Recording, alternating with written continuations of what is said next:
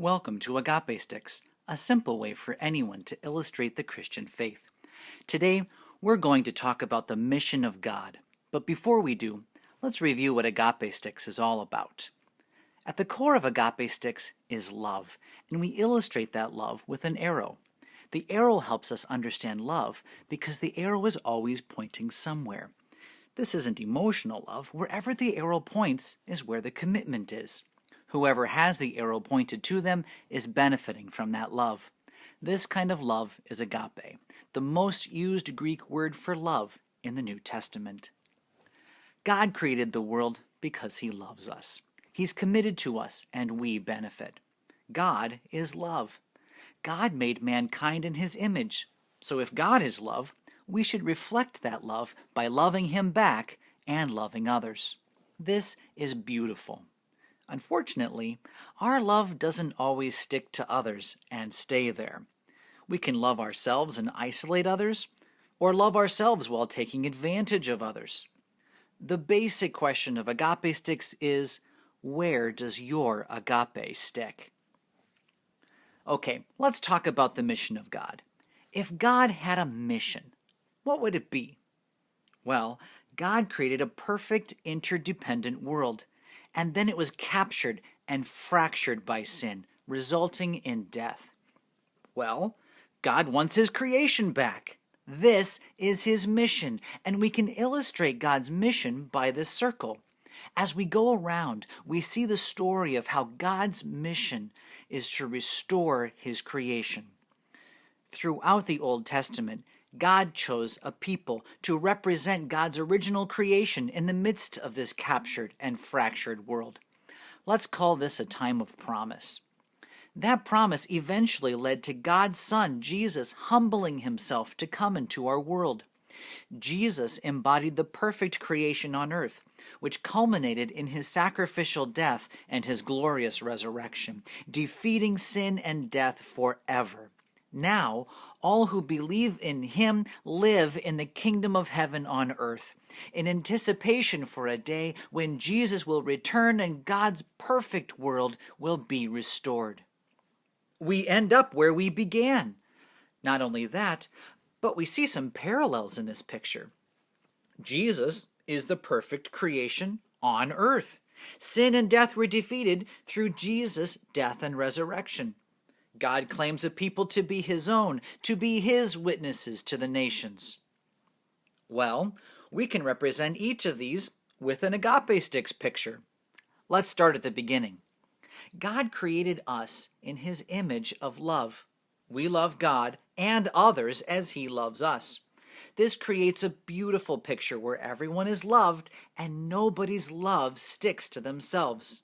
They need each other, making them interdependent. Sin came into the world when our love began sticking to ourselves.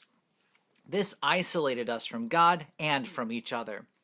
God still loves us, but we're too busy loving ourselves to love Him back or anyone else.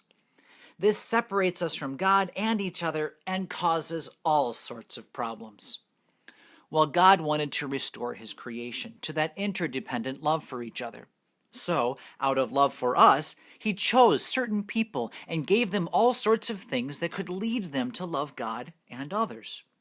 God gave Abraham a promise so that he could be a blessing to others.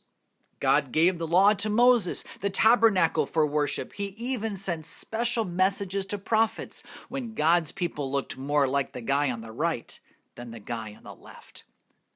But time and time again, the people of God took the promise of love for others and ended up loving themselves instead. So, God decided to come down in the midst of our captured and fractured world. He came as 100% God and 100% man. That's Jesus. Let's use the ancient symbol Chi Rho for Jesus. Well, Jesus came to live as the perfect image of God in the middle of sinful selfishness. He is creation embodied. Whenever Jesus did a miracle, like casting out demons or healing the sick or raising the dead, He was showing the world that He had come to fulfill God's mission to restore His creation. The only way to truly restore the creation is to deal with what broke it. Sinful selfishness broke the creation, so he had to overwhelm it with an even greater love. Even though Jesus embodied the perfect creation, he allowed all the consequences for sin to be placed on him. He became sin for us. And when Jesus was crucified on the cross, he felt the full wrath of man and the full wrath of God, separating him from both. Now, through Jesus, we have direct access to the love of God again. Jesus didn't stay dead. On the third day, he rose from the dead and defeated death forever. Just like in the Old Testament, God loved us by giving us something that will allow us to love God and others. Who would have guessed it would be his Son? When God gives us grace to believe what Jesus did for us, we are fully forgiven and are restored to live in the image of God. We love God and we love others, but now we love them through Jesus. We love people the way Jesus did. We embody God's created order and love people, even in the midst of their self-love. But notice, there's a break in that squiggly line. Remember, Jesus has defeated sin and death. So when we love like Jesus, it's powerful and effective. As believers, we look forward to a day when Jesus will return to the earth, destroy sin and death forever, and raise his people to live with him in a new, perfect creation. This picture looks a lot like the original creation picture, but here we have Jesus in the center. All love flows through him to God and one another.